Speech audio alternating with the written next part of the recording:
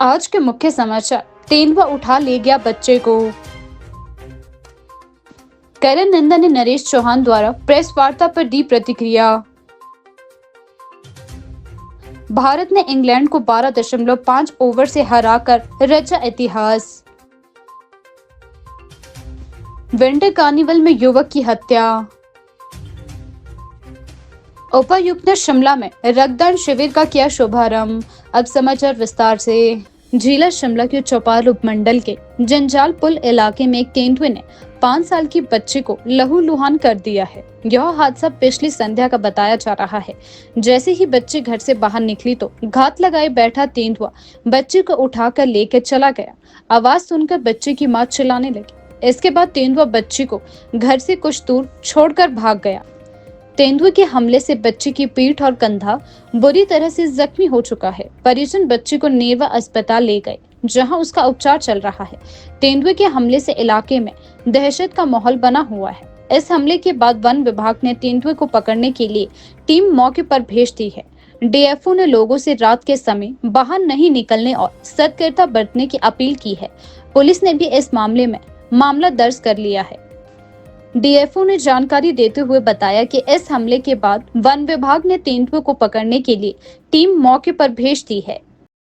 भाजपा प्रदेश media प्रभारी करण नंदा ने कांग्रेस नेता नरेश चौहान द्वारा आयोजित प्रेस वार्ता पर तीखी प्रतिक्रिया व्यक्त की है। करण नंदा ने कहा कि वर्तमान सरकार के पास एक ही प्रवक्ता रह गया है, जो कांग्रेस पार्टी की नाकामी और भ्रम को स्पष्ट करता है। उन्होंने नरेश चौहान से सवाल किया है कि उन्हें भाजपा के कार्यालयों में कौन सी कमी नजर आती है और हिमाचल प्रदेश को केंद्र सरकार से किस प्रकार मदद मिल रही है। करण नंदा ने यह भी कहा कि केंद्र ने हमेशा हिमाचल प्रदेश को अपना दूसरा घर माना है, फिर भी कांग्रेस पार्टी इसे नकारते हुए हमेशा केंद्र सरकार की आलोचना करती रहती है। भारतीय जनता पार्टी का ये मानना है कि सरकार एवं कांग्रेस पार्टी के पास केवल मात्र एक ही प्रवक्ता रह गया है और इनके पास दूसरा कोई भी प्रवक्ता नहीं है। आप देखिए, केवल मात्र हिमाचल प्रदेश में एक ही व्यक्ति जो है वो तर्क वितर्क संगत की जो है बयानबाजी करते हैं और कोई उनके पास कार्य नहीं है। शायद वो अपने जो उनको असाइनमेंट दिया गया है उसके जस्टिफिकेशन कर रहे हैं, पर जब वो बोलते हैं तो लगातार भारतीय जनता पार्टी ने भी उनका कड़ा जवाब दिया है। हम तो ये पूछना चाहते हैं कि आपको कहाँ कमी लगती है कि हिमाचल प्रदेश को केंद्र से किस प्रकार से मदद मिलती है। हिमाचल प्रदेश को केंद्र ने हमेशा अपना दूसरा घर माना है और तब भी आप केंद्र का धन्यवाद नहीं करते हैं, केवल मात्र निंदा और आलोचना करते हैं। हिमाचल प्रदेश को केंद्र ने अनेकों मदों के अंतर्गत 10,000 करोड़ से ऊपर जो है वो राशि भेजी है। चाहे हम अभी वर्तमान वित्त वर्ष की बात कर लें या इससे पिछले वित्त वर्ष की बात कर लें।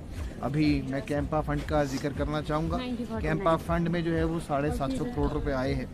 उसके उपरांत स्टार और हेल्थ सर्विसेज जो है इसके लिए बड़ी राशि जो है वो 2500 करोड़ के आसपास की राशि है। वो जो यहाँ पे रेवेन्यू डेफिसिट ग्रांट होता है वो हर महीने लगातार प्राप्त हो रहा है सरकार को, और अभी उसकी एक जो है 500 करोड़ की वो भी आई है। साथ ही अगर आप देखेंगे कि अगर ये हम बात करें तो प्रधानमंत्री ग्राम सड़क योजना, जो कि सड़कों के लिए एक बहुत बड़ी लाइफलाइन है, उसके लिए हिमाचल प्रदेश को 3500 करोड़ रुपए आए हैं। और अभी लगातार जो है इन्होंने 100 कुछ और जो है प्रोजेक्ट्स जो है वो केंद्र को भेजे जो अभी स्वीकृत हो जाएंगे। साथ ही अगर आप देखेंगे प्रधानमंत्री आवास योजना के लिए 1,11,000 घर मिलना वो अपने आप में ही बहुत बड़ी बात है। तो कुल मिला के हम ये कहना चाहेंगे केवल मात्र आप दोषारोपण की राजनीति कर रहे हैं। और हम मुख्यमंत्री जी से भी एक सवाल करना चाहेंगे, जो नरेश चौहान जी आप ही उसका उत्तर देंगे क्योंकि मुख्यमंत्री तो कम उत्तर देते हैं। मुख्यमंत्री पहले से जो है वो विधायक थे और 4 बार के विधायक रह चुके हैं शायद, और अब मुख्यमंत्री बने। आपको हिमाचल प्रदेश की वित्त स्थिति और उनके जो रेवेन्यू और सरप्लस है उसके तो आपको पहले से ही ज्ञान था। तो मुख्यमंत्री बनने के बाद जो है आपकी वाणी क्यों बदल गई? आप हमें जवाब दें कि हिमाचल प्रदेश हमेशा एक वेलफेयर स्टेट के नाते काम किया है। चाहे मुख्यमंत्री वीरभद्र सिंह जी थे, चाहे प्रेम कुमार धूमल जी थे, जयराम ठाकुर जी थे, और चाहे जो है वो आप हैं। तो हिमाचल प्रदेश का कार्य पद्धति हमेशा यही रही है पर आपके समय में तो कुछ लोन की तादाद ज़्यादा होगी। आप बोल रहे हैं कि लोन, आप अपनी ऑडिट रिपोर्ट पढ़िए ना जी। आप 2 साल के अंदर जो है वो ऐसी स्टेट बन गई है जिसने 24,000 से 28,000 करोड़ का लोन ले लिया है। अगर आप लोन की बात कर रहे हैं तो हिमाचल प्रदेश जो है बड़ी जल्दी आपको जो है 1 महीने के अंदर अंदर 1 लाख करोड़ के लोन की श्रेणी में आता दिखाई दे जाएगा। मनाली में चल रही राष्ट्रीय विंटर कार्निवल की तीसरी सांस्कृतिक संध्या में 17 साल के एक लड़के की गला रेत कर हत्या कर दी गई है। देर रात मनु रंगशाला परिसर में यह वारदात हुई। चोरी छिपे वारदात को किसने अंजाम दिया, इसके बारे में अभी तक पता नहीं चला है। पुलिस ने मामले की जांच शुरू कर दी है। मनु रंगशाला में विंटर कार्निवल का कार्यक्रम चल रहा था। इसी बीच मनु रंगशाला परिसर में ही वरिष्ठ के दक्ष का किसी ने तेजधार हथियार से गला रेत दिया। लड़के को पुलिस कर्मी अस्पताल ले जा रही थी, लेकिन रास्ते में ही उसकी मौत हो गई। अस्पताल में चिकित्सक ने उसे मृत घोषित कर दिया है। सूचना मिलते ही अस्पताल में लोगों की भीड़ जुट गई। गुस्साए लोगों ने चाचा श्याम ने सुरक्षा व्यवस्था पर सवाल उठाए हैं। उन्होंने प्रशासन को चेतावनी दी है कि वीरवार सुबह तक हमलावर को गिरफ्तार नहीं किया तो परिजन और क्षेत्र के ग्रामीण माल रोड पर शव रखकर प्रदर्शन करेंगे। उनका आरोप है कि कार्यक्रम चलता रहा, मौके पर कोई बड़ा अधिकारी नहीं आया। अनुपम कश्यप ने आज सड़क सुरक्षा अभियान के अंतर्गत परिवहन विभाग द्वारा ऐतिहासिक कृष मैदान में आयोजित रक्तदान शिविर का शुभारंभ किया। उपायुक्त ने कहा कि परिवहन विभाग द्वारा आज रक्तदान शिविर का आयोजन किया जा रहा है। यह एक सराहनीय पहल है। उन्होंने कहा कि सड़क दुर्घटना के समय घायल व्यक्ति को रक्त की अत्यंत आवश्यकता रहती है और ऐसी स्थिति में ब्लड बैंक में रक्त का होना जरूरी है ताकि घायल व्यक्ति की जान बचाई जा सके। इस दौरान उन्होंने सभी से रक्तदान करने की अपील भी की है ताकि जरूरतमंदों को इसका लाभ मिल सके। जो ब्लड दे सकते हैं वो 18 साल से 65 ईयर्स की एज तक दे सकते हैं। महिला पुरुष दोनों ब्लड दे सकते हैं। तो आज काफ़ी लोग आए थे और राधा हमारे जो ऑर्गेनाइजर हैं उनके ही काफ़ी ऑफिस के मेंबर्स आए थे जिन्होंने ब्लड दिया। मैं अनिल कुमार आरटी ऑफिस शिमला से जूनियर असिस्टेंट और मैं जितेंद्र आरटी ऑफिस से ही क्लरिकल स्टाफ। जनवरी का महीना है। पूरे भारतवर्ष में सड़क सुरक्षा जीवन रक्षा का एक महीना चलता है जिसमें लोगों को जागरूक किया जाता है सड़क सुरक्षा के नियमों के बारे में। इसी तरह हमने 2 आई चेक कैंप भी लगाए थे। एक चौकी में लगाया था, एक बस स्टैंड में लगाया था, एक बाइक रैली की थी हमने भया चक्कर ऊपर से ऊपर। अब ये हम नुक्कड़ नाटक के जरिए भी लोगों को जागरूक कर रहे हैं। और आज हमने ब्लड डोनेशन कैंप लगाया है रिज शिमला में और नुक्कड़ सभा का भी किया जो लोगों को जागरूक कर रहे हैं सड़क सुरक्षा के नियमों के प्रति। उसमें अलग अलग तरह के जैसे शराब, स्पीकर गाड़ी ना चलाएं, सीट बेल्ट का प्रयोग करें, हेलमेट का यूज़ करें, ओवरलोडिंग ना करें। तो इस तरह की छोटे छोटे मैसेज लोगों तक पहुंचाने का हमारा प्रयास है ताकि एक्सीडेंट की रेशो जो है दिन प्रतिदिन बढ़ती जा रही है तो ये रेशो कम हो। और इसी तरह से हम अभी 31 जनवरी तक ये कंटिन्यू इस तरह के हमारे आरटी शिमला द्वारा ये प्रोग्राम कंटिन्यू चलते रहेंगे जिससे लोगों की एक तो एक्सीडेंट हो और लोगों में ज़्यादा से ज़्यादा जागरूकता है। और हम लोगों को जागरूक भी कर रहे हैं कि जब कोई रोड पे कोई एक्सीडेंट हो जाता है तो एक नेक व्यक्ति का गुड समारिटन का एक अच्छा सा मैसेज भी दे रहे हैं कि अगर कोई घायल व्यक्ति अगर रास्ते में उसका एक्सीडेंट हो जाता है तो उसको टाइमली हॉस्पिटल पहुंचाए, उसकी मदद करें। और इसके जरिए ना आपको वहाँ का पुलिस आपको तंग करे, ना आपका नाम आइडेंटिफाई करेगा।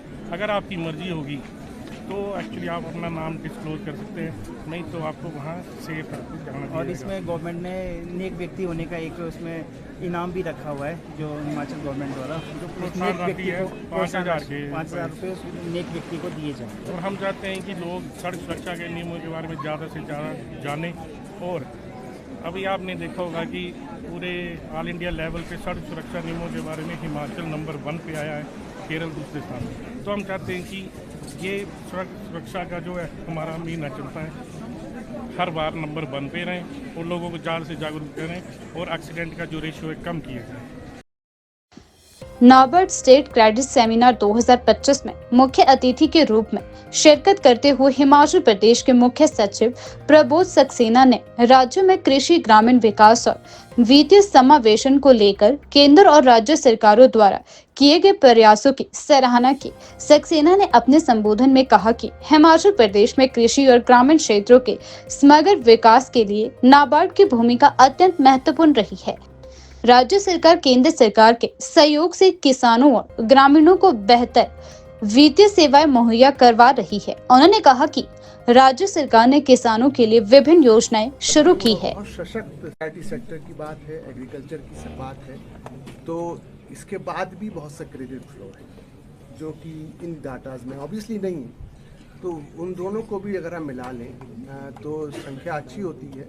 लेकिन जैसा कि मैंने अपने अभिभाषण में भी कहा कि वही आगे बढ़ सकता है जहां प्राइवेट इन्वेस्टमेंट ज़्यादा हो। पब्लिक इन्वेस्टमेंट, कोई देश से पब्लिक इन्वेस्टमेंट के बल पे नहीं चल सकता। पब्लिक इन्वेस्टमेंट का मतलब गवर्नमेंट स्पेंडिंग। ये प्रस्ताव तो मैंने नहीं देखा है क्योंकि मैंने अभी आपके सामने इसका विमोचन किया तो पढ़ने का मुझे अवसर नहीं मिला। लेकिन जैसा मैंने पहले भी आपसे कहा कि हर वो कदम उठाना चाहिए जिससे प्रदेश में प्राइवेट इन्वेस्टमेंट बढ़े। अगर इसका उसमें कुछ सहयोग हो सकता है तो सरकार को उस पर भी विचार करना चाहिए। अगर हिमाचल को प्राइवेट सेक्टर में आगे किया जाए तो क्या जो कर्ज है, जो यहाँ इन्वेस्टमेंट अगर आएगी तो उसमें सहायता मिल सकती है? नहीं, क्यों नहीं मिलेगी भाई। ऐसा है ना कि प्राइवेट इन्वेस्टमेंट आएगा तो जीएसटी से धन आएगा कि नहीं आएगा। तो सरकार के अपने सोर्सेज बढ़ेंगे। कर्ज इस अलग इशू है। कर्ज कोई ऐसा नहीं होगा कोई यहाँ फैक्ट्री लग जाएगी तो हमारा कर्ज कम हो जाएगा, लेकिन हमारे रिसोर्सेज बढ़ जाएंगे। तो इसलिए मतलब कहने का अर्थ ये, मैं फैक्ट्री के लिए बात नहीं करता, मैं ये नहीं कह रहा हूँ कि फैक्ट्री लगा दो। मैं ये कह रहा हूँ कि private investment can be in many manners. Data centre भी हो सकता है, होम स्टे भी हो सकता है, 7 स्टार होटल भी हो सकता है, हाइड्रो प्रोजेक्ट भी हो सकता है। फैक्ट्री हिमाचल में सब जगह तो फैक्ट्री लग नहीं सकती। अब जो आदमी अगर किन्नौर में जाके फैक्ट्री लगाएगा तो उसको तो उसके लॉजिस्टिक कॉस्ट ही बहुत हो जाएगी। तो इसलिए कई मॉडल्स हैं, लेकिन आवश्यकता ये है कि हमको अब एक सबको, हर वर्ग को इस दिशा में काम करना चाहिए कि किस प्रकार से हम ग्रोथ इंजन्स प्रदेश में उत्पन्न करें, चाहे वो टूरिज्म के हों, चाहे वो मैन्युफैक्चरिंग के हों, चाहे वो एग्रीकल्चर के हों, चाहे वो सर्विसेज के हों। ठीक है, धन्यवाद। भारत और इंग्लैंड के बीच खेले गए पहले T20 मैच में भारतीय टीम ने रिकॉर्ड तोड़ प्रदर्शन करते हुए इंग्लैंड को केवल 12.5 ओवर में हराकर शानदार जीत हासिल की है। इस जीत के साथ भारतीय टीम ने अपनी बल्लेबाजी और गेंदबाजी का शानदार प्रदर्शन दिखाया है। इंग्लैंड ने पहले बल्लेबाजी करते हुए 20 ओवर में 130 रन बनाए। भारतीय गेंदबाजों ने इंग्लैंड के बल्लेबाजों को खुलकर खेलने का मौका नहीं दिया। लक्ष्य का पीछा करने उतरी भारतीय टीम ने धमाकेदार शुरुआत की। सलामी बल्लेबाजों ने ताबड़तोड़ बल्लेबाजी करते हुए पावर प्ले में ही मैच का रुख कर भारतीय टीम के पक्ष में कर दिया। कप्तान और मध्य क्रम के बल्लेबाजों ने इसे तेजी से खत्म करते हुए मात्र 12.5 ओवरों में जीत दर्ज की। इस जीत के साथ भारतीय टीम ने न केवल रिकॉर्ड बनाया बल्कि सीरीज में 1-0 की बढ़त भी हासिल की है। क्रिकेट प्रेमियों और विशेषज्ञों ने टीम के प्रदर्शन की जमकर सराहना भी की है। भारत की इस धमाकेदार जीत के बाद आगामी मैचों में भी टीम से शानदार प्रदर्शन की उम्मीद है। वहीं इंग्लैंड के लिए यह हार सुधार करने का एक सबक होगी।